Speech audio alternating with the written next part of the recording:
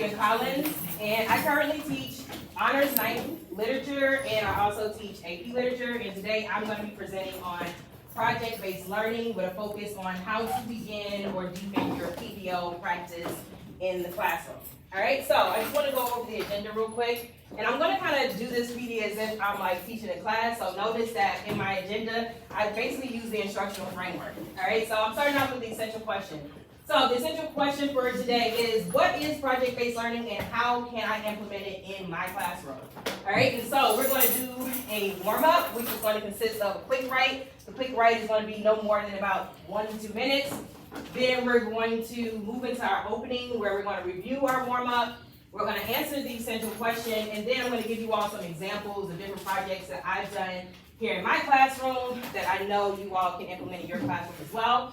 And then we're going to move into the purpose of the work session, which is where I'm going to give you all instructions on what you all are going to do for our activity for today, as well as review the instructions, the rubric, and the checklist that I use when I'm in the classroom working on projects with my students. All right, when we move into our work session, this is where you all are going to actually, in groups, you are going to create a one-pager, which is one of the projects that I'm going to talk about today, and then we're going to close it out with a presentation and exit ticket.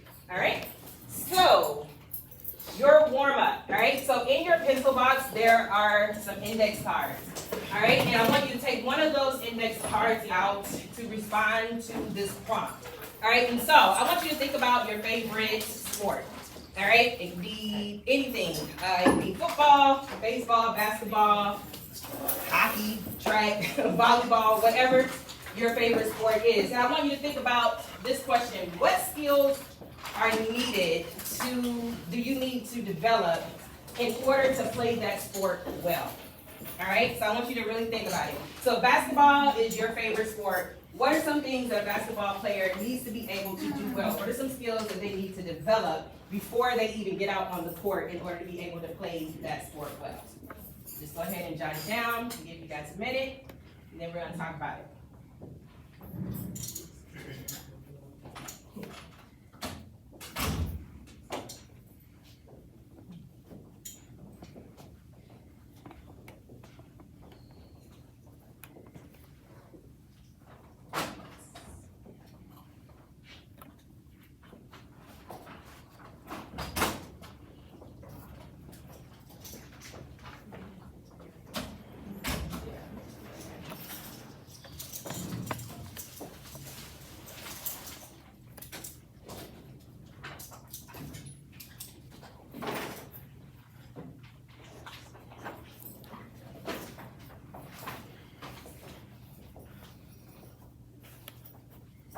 You guys have about 10 more seconds.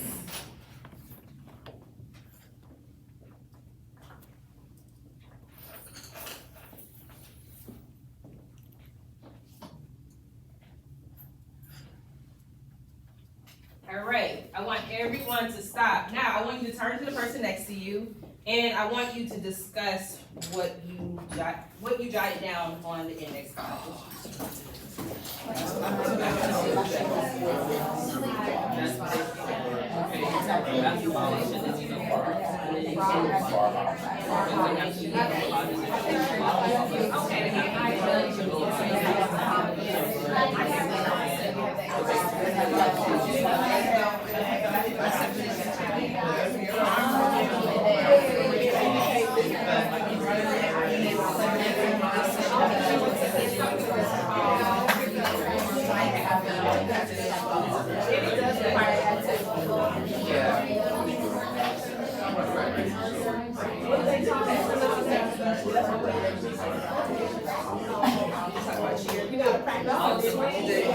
Oh, good. No, because that's so smart. That's true.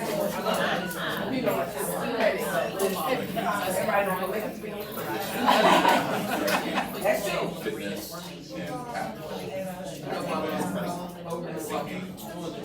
All right.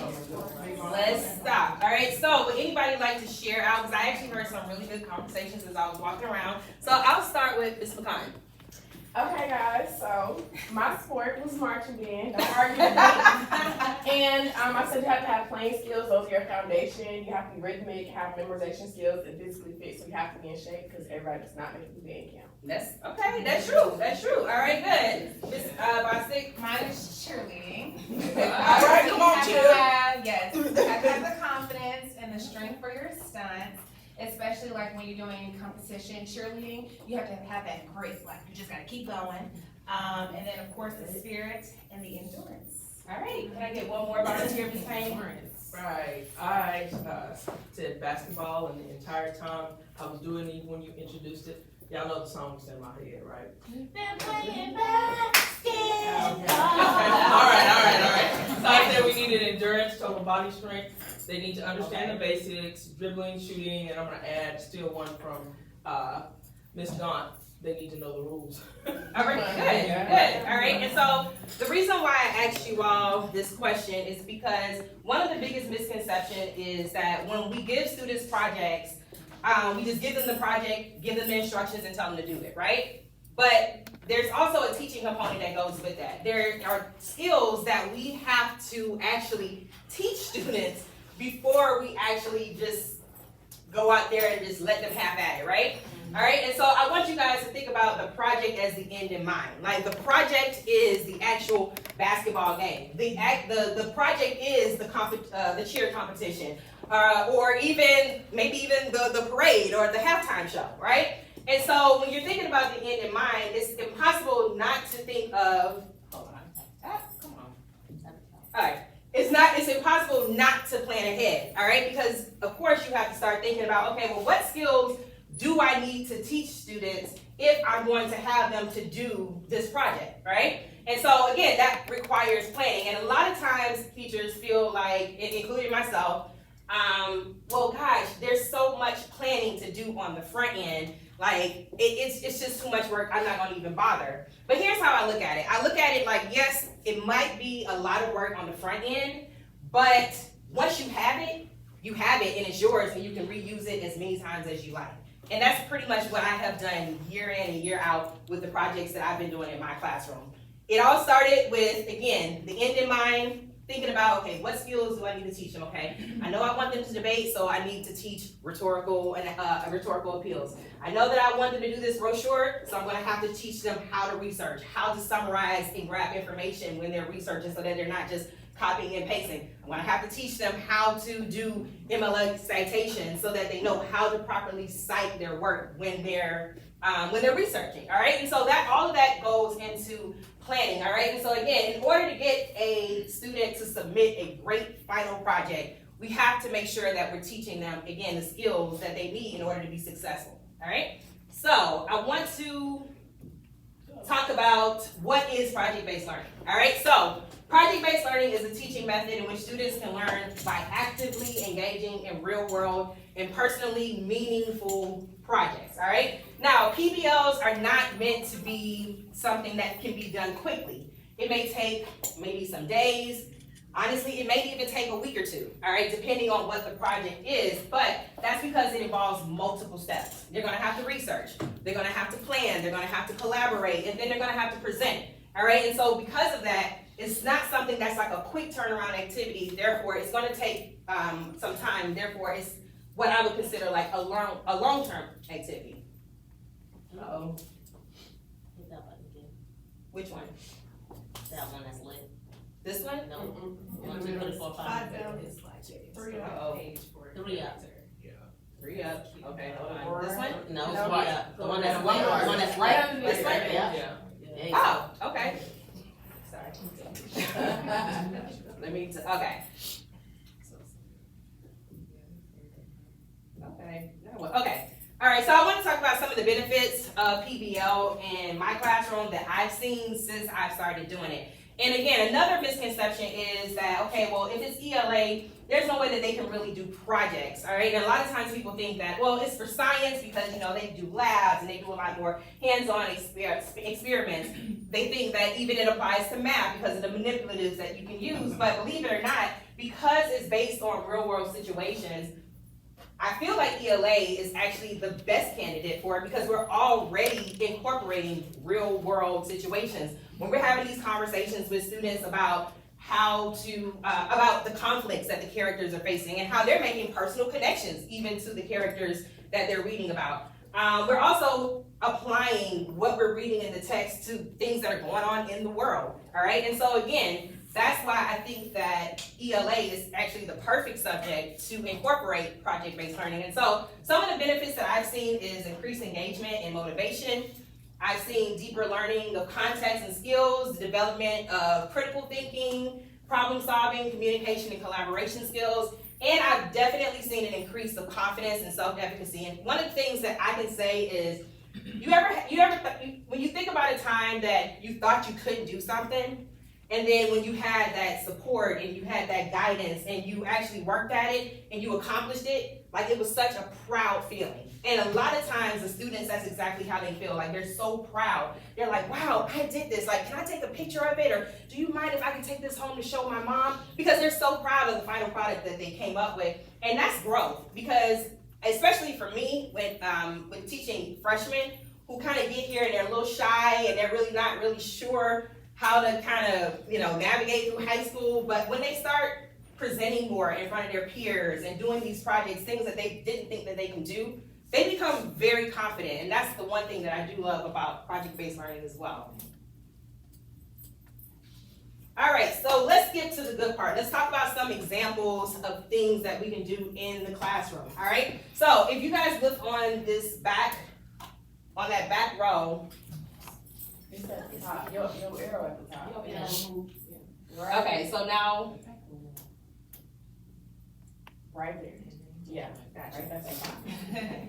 all right, so if you guys take a look at that back row, you'll see that these are some brochures that my students have done just throughout the years.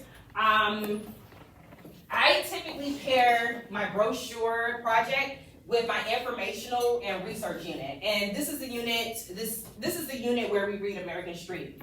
For those of you who have never read American Street is about a young girl by the name of Fabiola who is moving from Haiti to Detroit to live with her aunt and her cousins.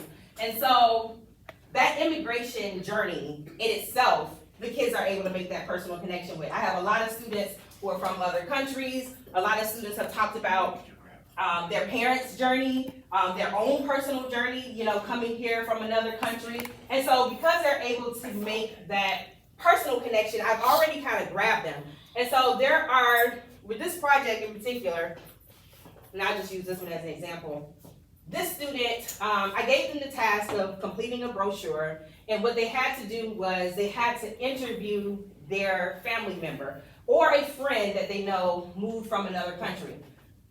The kids got so into this project because a lot of them were like, you know what? I'm gonna interview my mom, I'm gonna interview my dad, because they never shared their immigrant story with me. And they are so proud when they do these brochures. Like this kid did his on his father. And just like the pictures that he included of his dad, the information that he gave me about Gambia, which is the country where his dad moved from, it was amazing. And he was so proud to present, he was so proud to share his dad's journey. And I got really, not emotional, but I was proud even for him, because you could tell there was a sense of pride when he shared it. All right, and so again, that's going back to that confidence piece that I'm talking about. But most importantly, for this brochure, they also had to develop their interviewing skills. So those were things that we kind of covered before we even got into the debate. How to ask open-ended questions, how to transcribe those responses, and so that you can transfer them over into a brochure. How to use text features, like what's a caption, what's a heading, and when do I use it? Things like that. So those were some mini lessons that we did before we even got to the brochure part, so that way I knew that they were successful once they actually started the task. All right, so I will say this though, I did require them to use posters, and I know some people may ask, okay, well what about the materials? What if the students don't have the materials? A lot of times, honestly, I provide the materials for them. If you look on my big shelf, I have tons of art supplies. If we go down to the to the coach's office, they have posters there already, like they come in a pack of 10, and they don't mind just giving them to you. And so for this project, I've used that. I know Mr. Ragsdale even sells posters for 50 cents in the library and things like that. And sometimes the kids will say, well, you know what, I want to use my own poster because I want a black one or I want a green one, and that's fine too. But I do feel like it's important to also give the kids access to the materials that you are requiring for the project, all right? So we're gonna take a quick pause break, all right? So I want you to turn to the person next to you or even within your group and tell me, again, not only what are the skills that you would need to do a project like this, that you would need to start it, but how could you implement something like this maybe in your classroom with a unit that you're doing, all right? So I'm gonna let you guys for a minute, just talk to the people around. We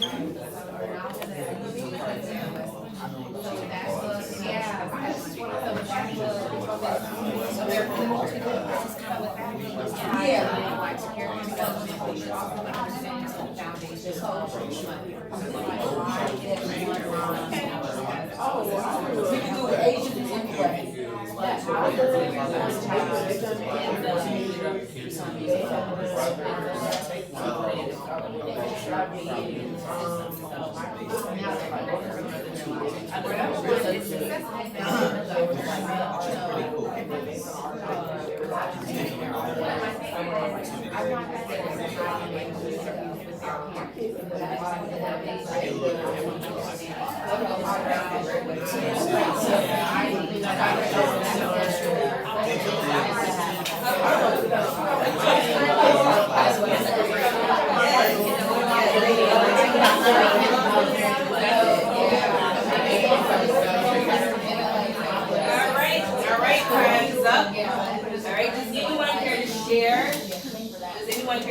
What they discussed within their group about how you could use brochures maybe in a unit that you're currently doing or even in an upcoming unit.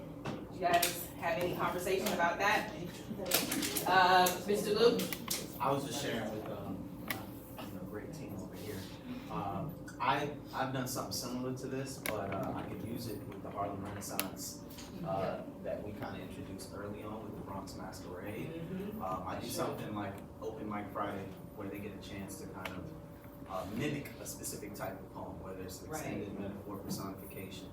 And what we could do is have them learn about a Harlem Renaissance poet like Langston Hughes, do something similar where they present a poster or even a digital form of it, but then add the whole poetry element where they could apply what they learned about a golden shovel method, which is you take a line or two lines or a stanza of an original work, and then you create something else from it. Oh, that's awesome. And so that would just give them different levels of blooms as well. So absolutely, and I think and the thing that I like about brochures is that you can pretty much apply it to any topic. It doesn't matter what the topic is, you could have them do a brochure about it. And so it's pretty universal in that sense, even across the board with different content areas. All right, so debate. This is my students' favorite project. I mean, when you think about it, what teenager doesn't like to argue? Like, they all like to argue, right? And so debate gives them the platform to actually do just that, but of course, in an appropriate way, and of course also with evidence to support your argument, all right? And so what I typically do is before I even begin this project, I have students to brainstorm, different topics of interest. So some of them may say, you know, well, I want to debate Androids versus iPhones, or I want to debate, you know, if we should have off-campus lunch. And you'll be amazed at some of the topics that they come up with that they want to debate about. But the good part is because they already have an interest in it, that automatically engages them, right? And so I'll typically assign them into groups based on like student choice. And then what I have them to do is develop their strong argument. I give them graphic organizers, but we've gone over rhetorical appeals, and I asked them, you know, well, what are some ways in which you can use rhetorical appeals in your debate? Because it's not that it doesn't just work for commercials or in these informational texts that we've been reading, but you can actually apply them in your debates. One of the things that I know Ninth Lit has done is that we've actually watched the great debaters with them. And in class, when we watch the great debaters, like we'll stop after every debate and say, okay, well, what are some things that you've heard them talk about? All right, how did they use ethos? How did they use pathos and logos? How did they use those rhetorical appeals? Did you hear that when they were debating, they had a certain presentation, like they projected their voices, and we talk about that because presentation skills are extremely important even when doing debate. And again, the kids understand now, okay, so now I can't just get up there and argue. No, this is not about your opinion. Like, you actually have to come up there with valid research-based information that supports your argument. And so when the kids realize that, that does make it, of course, a little bit more challenging for them, but that's kind of the purpose. And it's, to me, a great way to really bring your argumentative unit, like, alive, all right? So when we talk about debates, again, what are some ways that you all could incorporate debates in your classroom? Or honestly, what's your biggest fear? Like, when it comes to debates, has anybody ever tried them? Or you said, what's that base for? Makai, go ahead. Yes, we've done debates. I love my safety spot is the philosophical chair because it's Okay. just your opinion can always sway. You can Right. just be neutral and stand your ground, or if at any point you can go to the next side of the debates. My kids are very woke and very much love controversial topics, so it just makes me a little nervous because I'm just like, y'all, I love my job. But I don't see, want to lose it. But here's the thing with that. Like, if it's them facilitating the argument and you're not injecting your beliefs into it, and I feel like it should be somewhat safe, because at the end of the day, you do want kids to feel safe to have those kind of conversations in front of you. But I don't know, I kind of welcome the controversy. I like when they pick controversial topics, because those to me are the most engaging debates. Like, I remember when we did Teachers Should Carry Guns. That was the latest debate ever, because the things that they came up with, and I mean the evidence that they even had to support their argument, it was really strong. Like, they were even swaying me, and I don't want to carry a gun, but they even had me convinced, like, oh, do I need to carry a gun? So I think that sometimes those controversial topics are okay, only especially for the engagement piece. But go ahead. So my other question is like, well, what about the emotional piece? Because at one point, that's when I was like, okay, you know what, we're done with debates. Respectfully, because I had like a child, they needed a moment. They were like, they had to not storm out, Mhm. they had to leave the classroom, and I'm just like, okay, it's a learning moment. So have you like encountered something like that before? I've never encountered anything like that, but I will say, Ms. E, do you remember the time when we had the ESOL students, and their debate topic was, all students should have an after-school job? And I remember it got really emotional because one of the students, I can't remember his name, but he said, when I came here from Egypt, he said, my parents cleaned out their savings. Like, I was purposely put here to go to school so that I could be somebody and then go back and help my family, right? And I remember when he said that, the whole class kind of got quiet, and it was kind of, I could tell he was getting a little choked up talking about it because he has not seen his parents in a while because they live in Egypt. Well, then the other student said in his rebuttal, well, like you, I came here to have a better life, but he said, I have to work a job because I'm trying to help my parents become legal citizens. So the money that I get from my work, I get to my parents, I get to my family, so that we can kind of like speed up this process. So he was like, I don't have an option. Like, school is important, but not as much as work.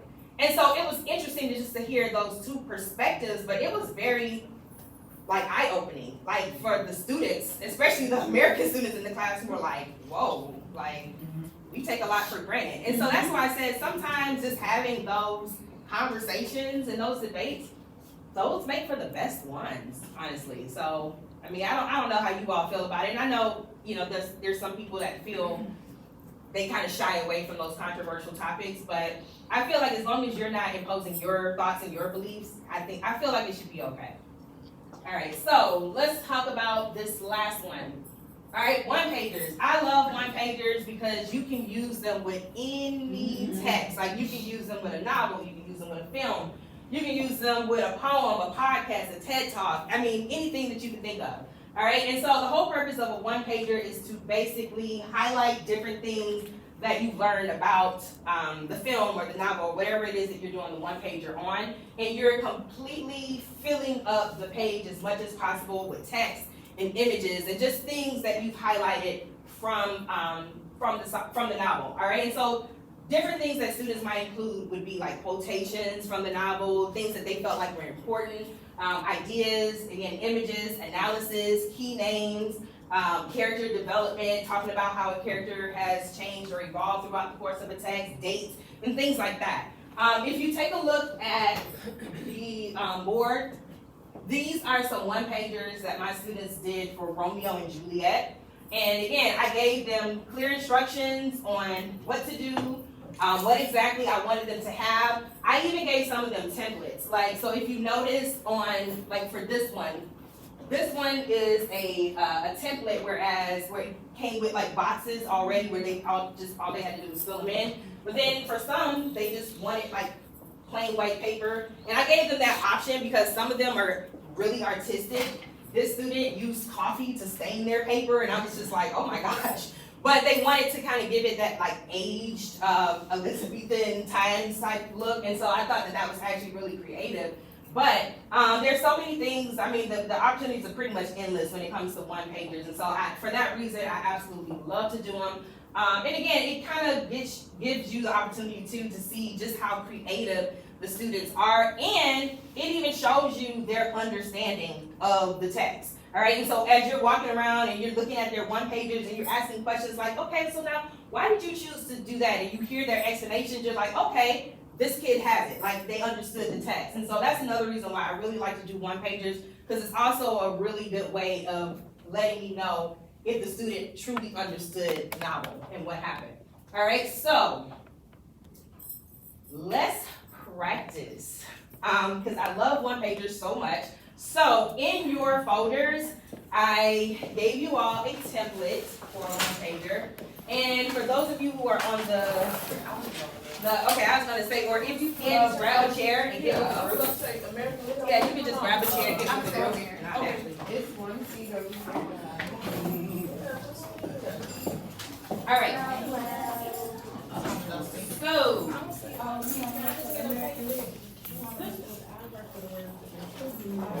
for your activities, everyone should have an orange sheet of paper. Like that. Where you going? I was going right by the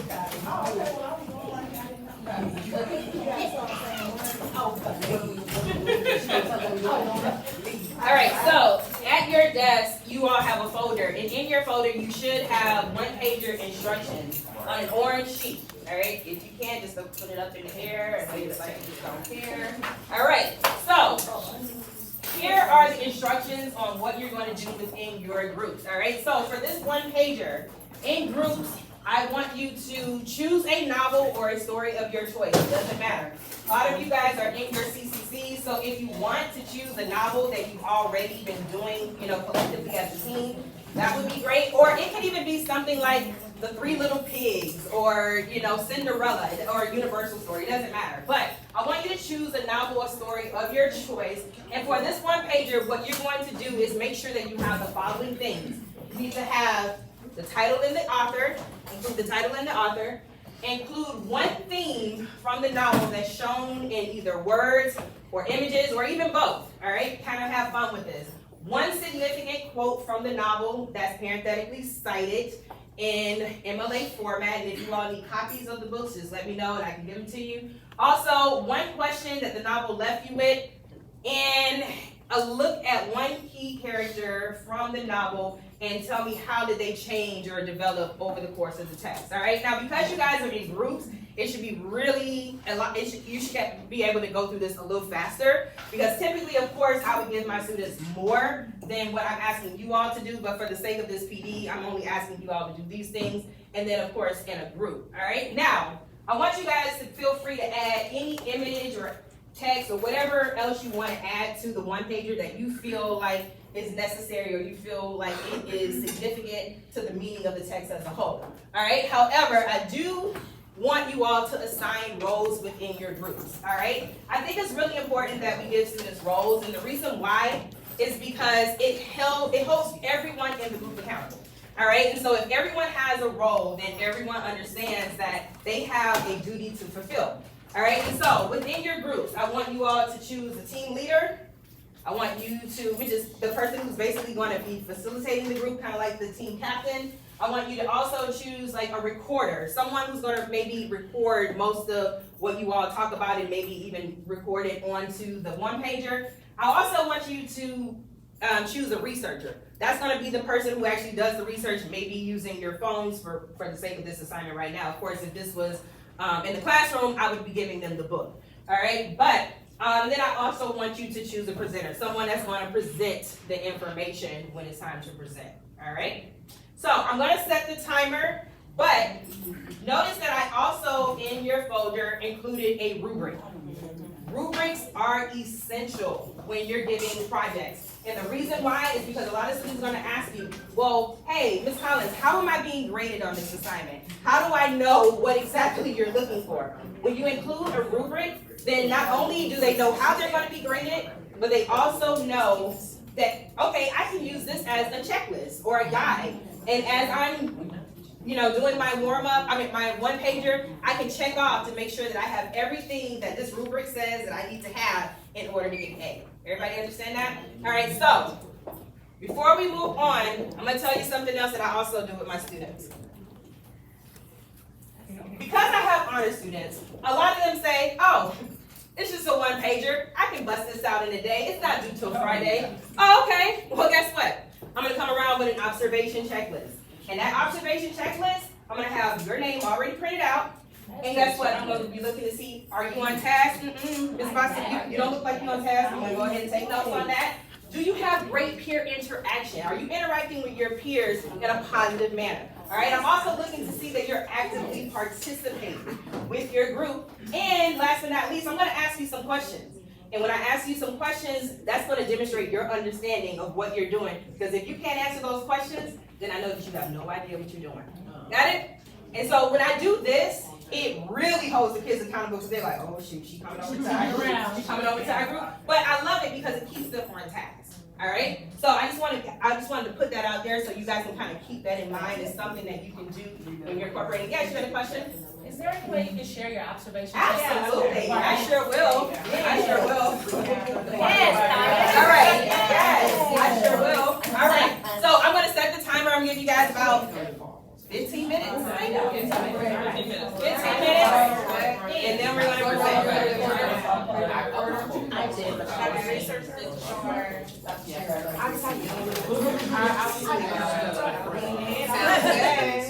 You want to co-lead with me? Or present? Oh, you know what? You want to team leader?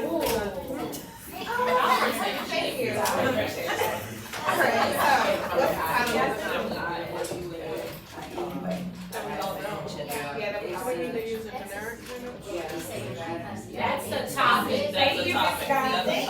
I was just putting out this.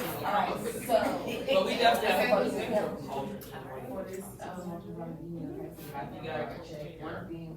Look, she just put it together. What about you?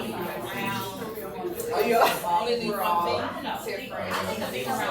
The university is going to everybody gets something.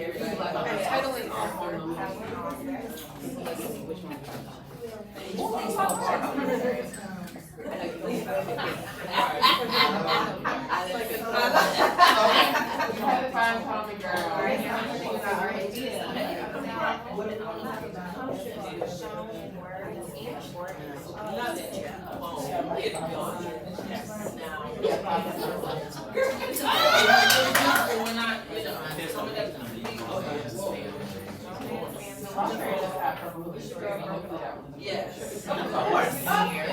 Should we draw a picture? And that's so we don't want to say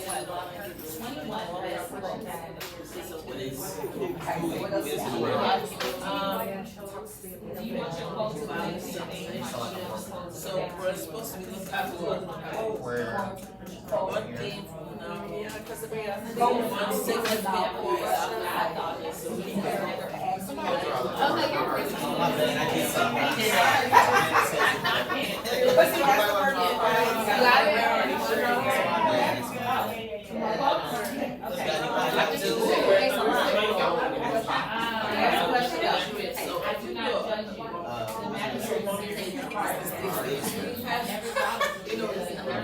No, I know. You know how, let's say, like You put the toxicity that they have, he has this now, another group, me certain character, and then another character. You know what I mean? So these groups,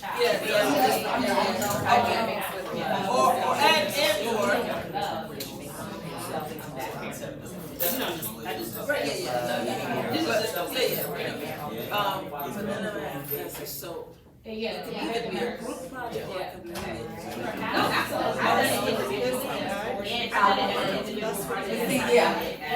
I don't think it's like.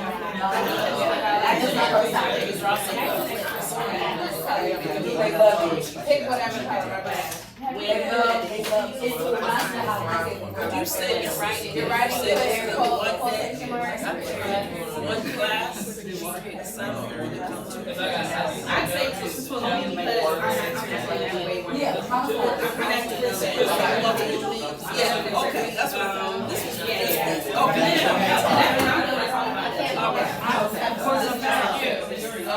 It says William Shakespeare, Romeo and Juliet.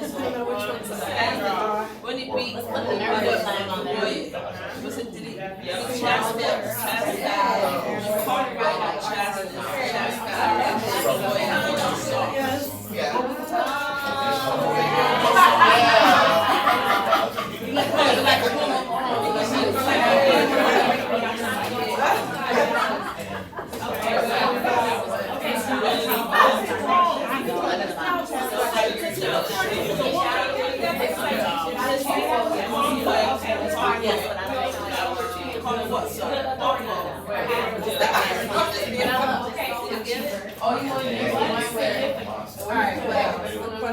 Oh, yes.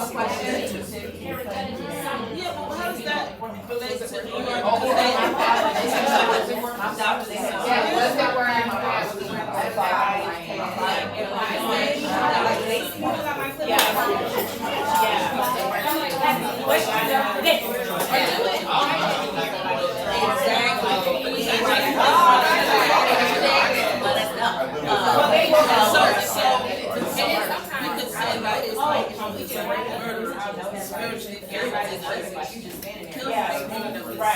to New York? Which is two.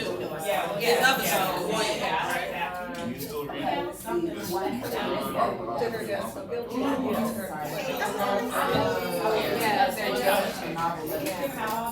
know. We can do purple and green on that.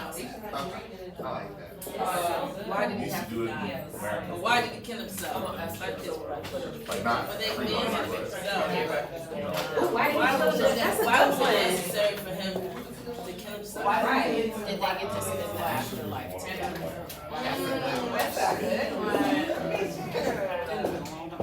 Is there a? you guys have 9 more minutes. I never knew why he killed himself. Why did he? You said 18.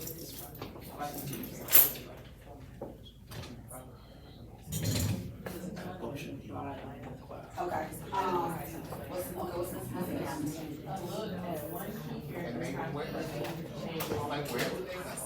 One key character, I can change it. Corporate doesn't really change. Yeah. Boy, yeah. Just put those two together, so you know that God is gave the dog, she get all she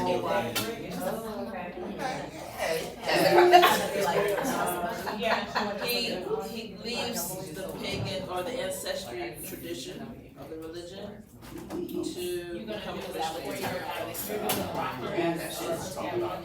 we're gonna out here, change our development.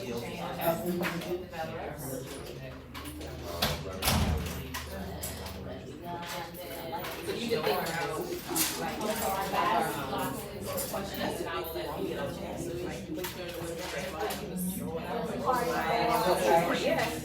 join the wedding. Just over here, Dave. So, yeah. That's straight up. I didn't know how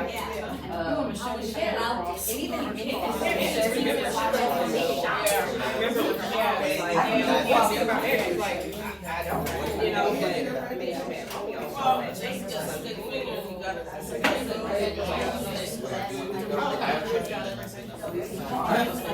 That's the question right there. That's the worst thing. Yeah. Is it like a curve? Like a curve? I mean, like, there's a. But is it- Does it have teeth in this? I went to. I feel like this is. I make sure they can.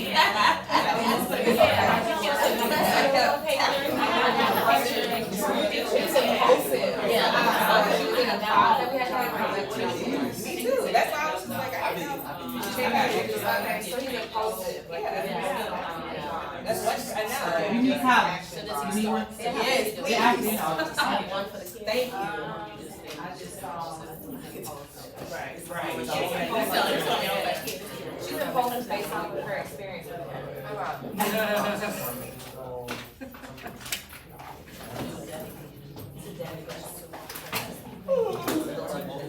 I'm still looking, Martine. Yeah, like, Martine.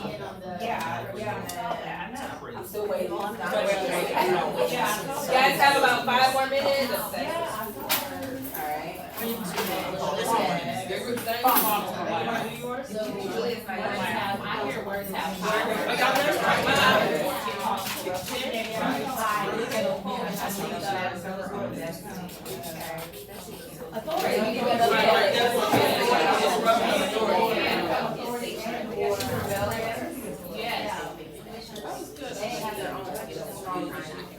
She's gonna go after. You can do a basic one and just say.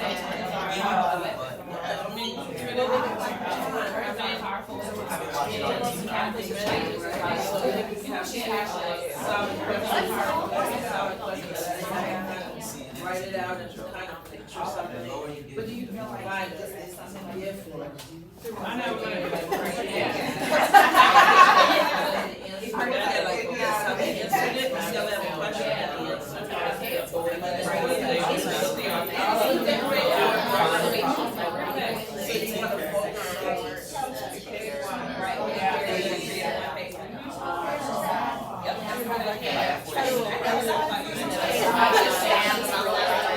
Yeah, we put that down for next meeting.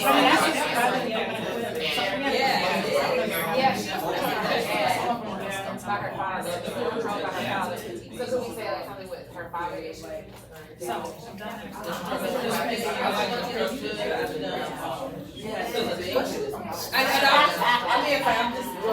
you're right.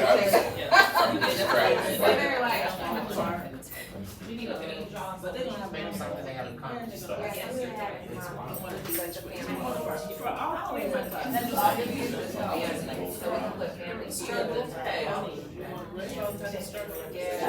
See, but this is what I call a shy test. You got shy test. But if you give them, so there's like, in order to get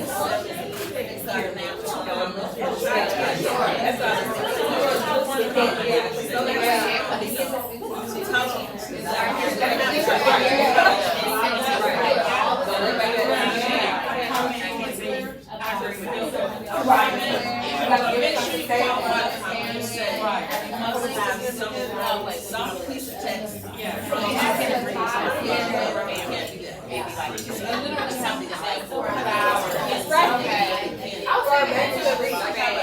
So you wanna ask, Killian? Alright, 3 more minutes.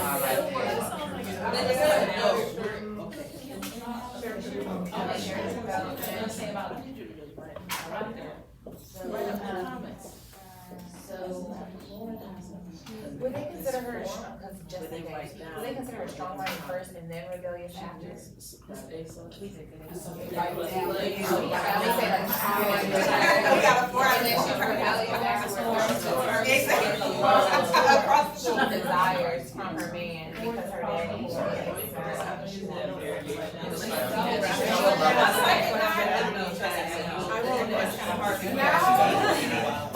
I mean, I can, but it's not gonna be exciting.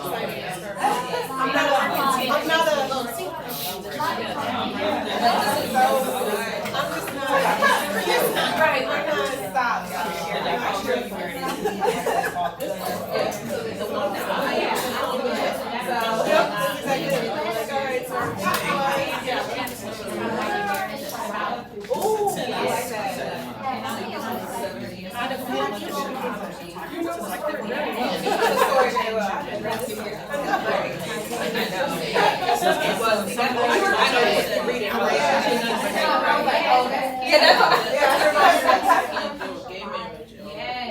Alright, you guys have one more minute. One more minute.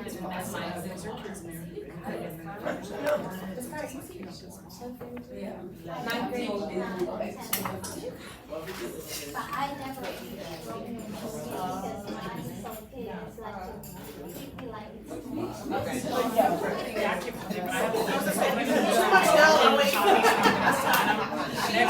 Should not have read this story multiple times. Yes. Oh, yeah, but you can actually work that hard. Family friends,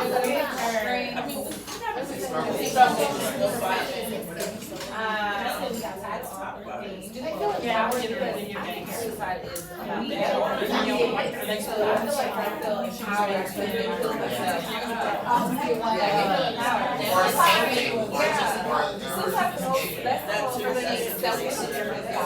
We asked them anybody in and if they all have it, find some type of abortion is that. We try to find Right. out. Like that master from this.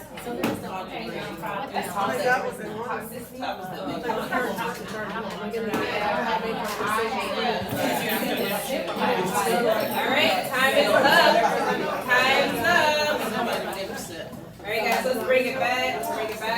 Alright, so at this time, everyone should be finished.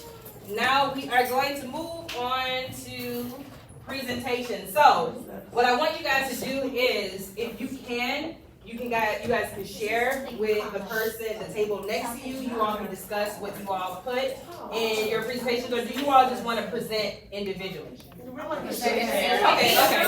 that's what I wanted, but I didn't know if you would have time. All right, so which group would like to go first? All right, go ahead. Let's start with Ms. Watkins. Come on down. All right.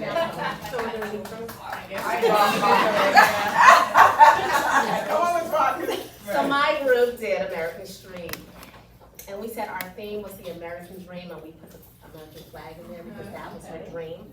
Our quote that we chose, so trying to come to America from the wrong country is a crime, and then we put a person in handcuffs because her mom did go to the detention center. Our question is, who is America? Who is it? We got a little passport there. And our character, we chose Fabiola, and we said that Fabiola realizes that coming to America isn't always better. Good job. All right, Ms. Payne.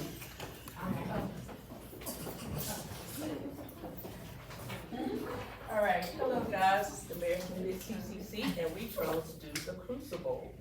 Okay, as you can see, our cauldron here. Gorgeous. Okay, our theme were words are powerful and can move people to great achievements as well as great destruction. The quote we chose was, perhaps there are those who believe that authority is all of a piece, and that to challenge it is to threaten it everywhere. Our dynamic character was John Proctor. John went from a lukewarm believer to a full-blown believer in the end. And is your reputation more important than your life? And of course, we added, leave me my name. Okay, good. That was great. All right. Next group. Thank you. Next group. Okay. Go team, go. All right, we did Romeo and Juliet, and we decided for the theme, because there's multiple, the toxicity of love and family, and we drew a little love kills. And our quote is, "Thus with this kiss I died." And Miss Bostic left us an artwork right there. I don't know if you can see it. A little kiss. A connection between them. Family Feud struggles with decisions. They escape control through death. Our questions: did the families feel guilty? Did Romeo and Juliet spend their afterlife together? Did God forgive them? Was it worth it? Oh, wow. Was it worth it in the end? And then we've got our characters, which we kind of went through the development of them. Romeo, he was very dynamic and he was impulsive to his dedication to Juliet. Right. He's living a superficial life and his love for Juliet deepened over time. And then Juliet starts off rebellious, strong-minded, we kind of flip those, passionate, determined, controlled by her father. She has father issues and seeks the love of a father through a man. Ooh. That's Good one. I came up with that. Baby, she's back. Alrighty. All right. Can I stand right here? Yeah, sure. Alright, great.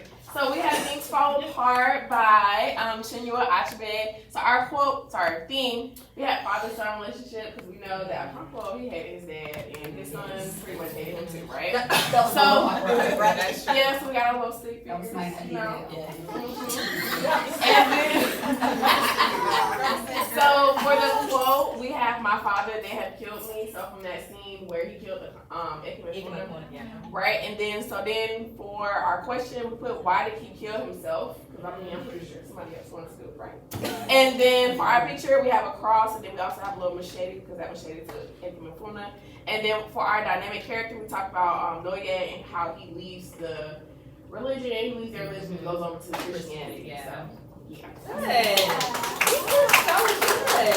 All right, awesome. So one of the things that I want to say, well, first of all, you guys did an amazing job on this project. And so one of the things I want to talk about is, as you all were completing the one-pager, what did you discover? Were there anything that you all discovered that was kind of like an aha moment, like when you think about applying this assignment to in your classroom? Was there anything that you all discovered, maybe in challenges that you feel like the kids may face with doing it? Again, like what skills do you all feel like the kids would need to know in order to do this successfully? Like, let's just have a conversation about that.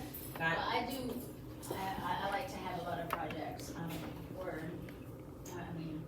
so what I have to discuss with the kids first though, because a lot of kids will balk at anything artistic, and I say, I know that not everyone is an artist. What I'm looking for is effort. Yeah.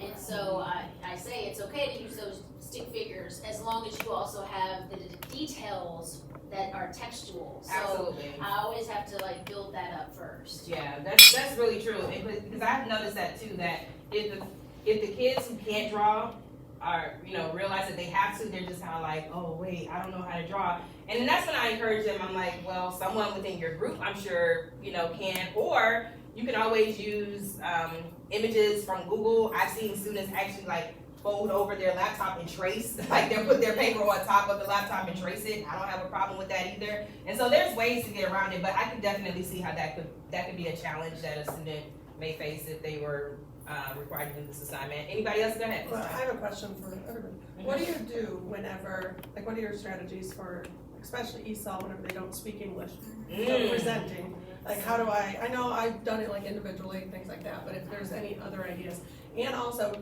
just regular kids. Yeah, exactly. I'm not going up there, like they're so embarrassed. I mean, like, Also for students with disabilities. disabilities, I take away the presentation piece. If they want to, they can. If they don't, I don't push it. And then how do you, okay, she doesn't have to present, I don't wanna present.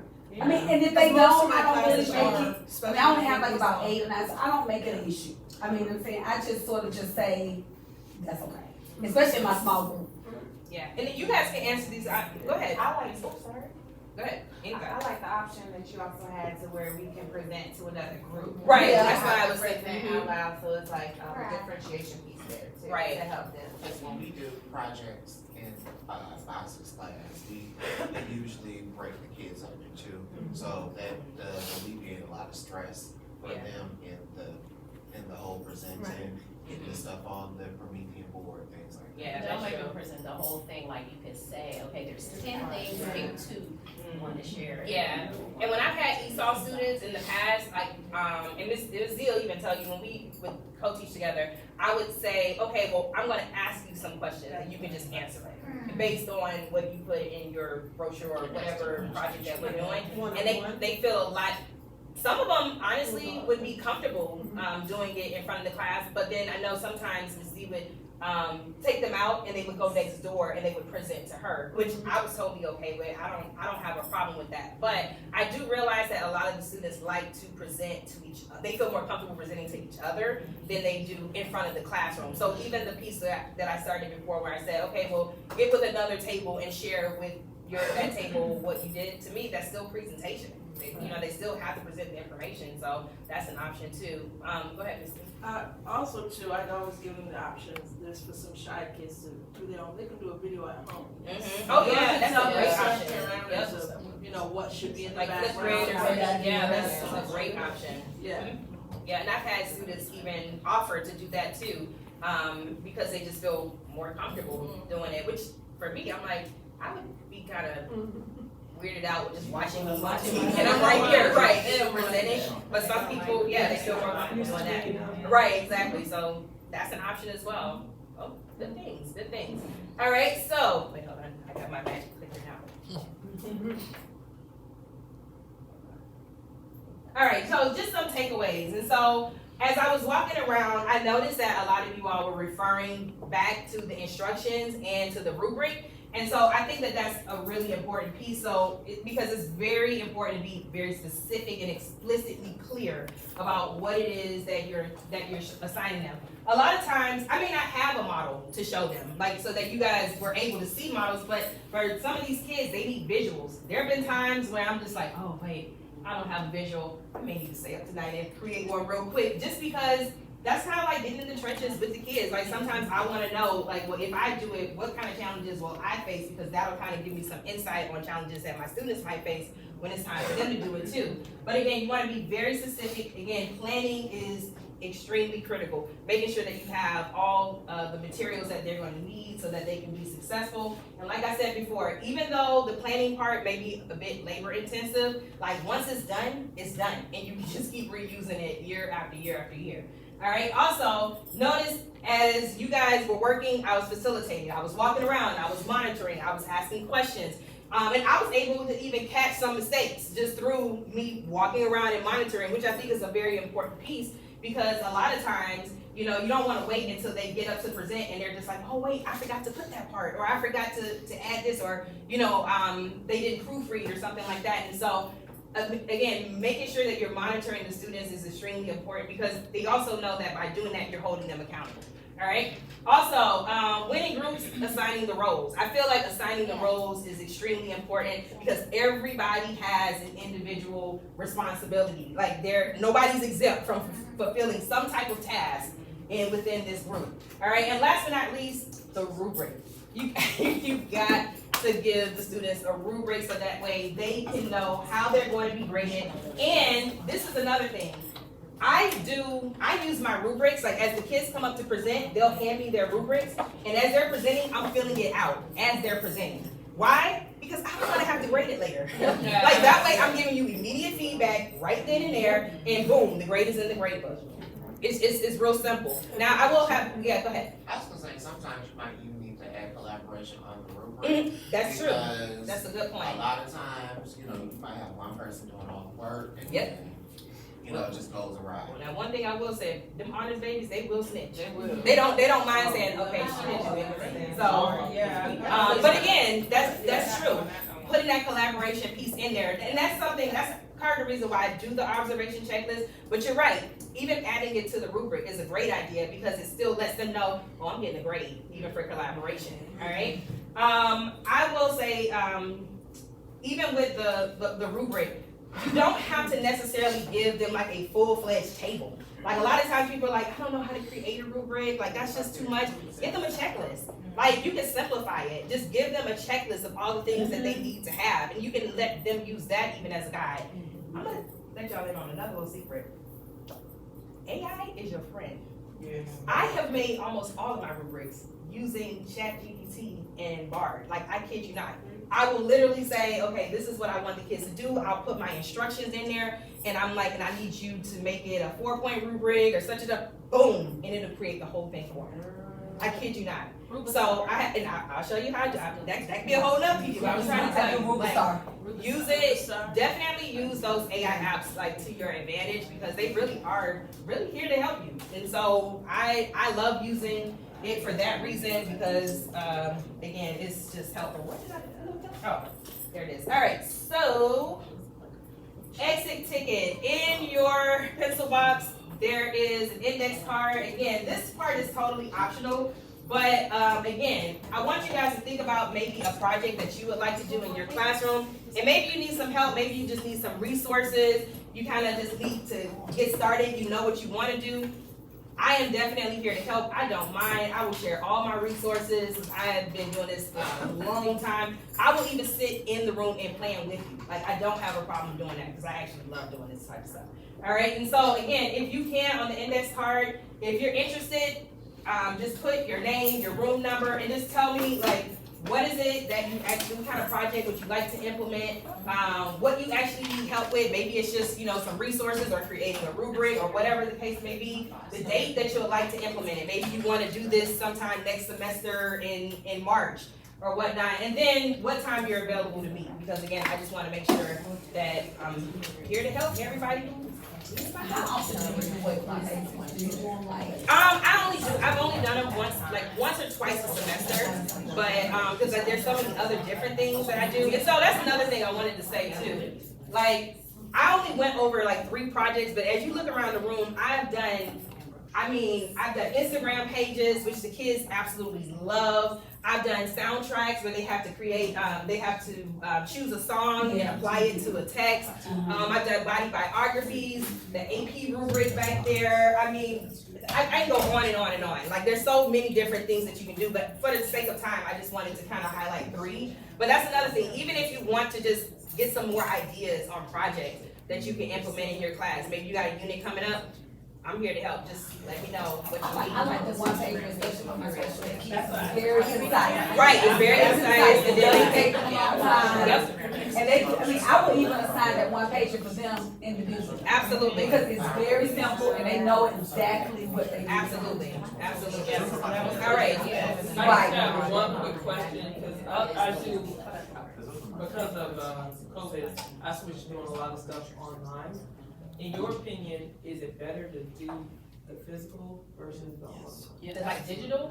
Digital versus. So I'm actually not opposed to either one. Like, I like the idea of giving them the option to do one by hand or even something digitally. Like, That's true, because you can take that picture and put it on that. Yeah, absolutely. And then it also helps us students, like God was saying, maybe I'm not an artist, but Google has plenty of images that I can use that I can insert into like a digital brochure or something like that. So I say give them the option to do both. And then maybe they can print it out. Mm-hmm. Oh yeah, and I've had that. Yeah. Or cutouts from newspapers. Yeah, exactly. That too. All right. Before we move on, are there any more like questions, comments?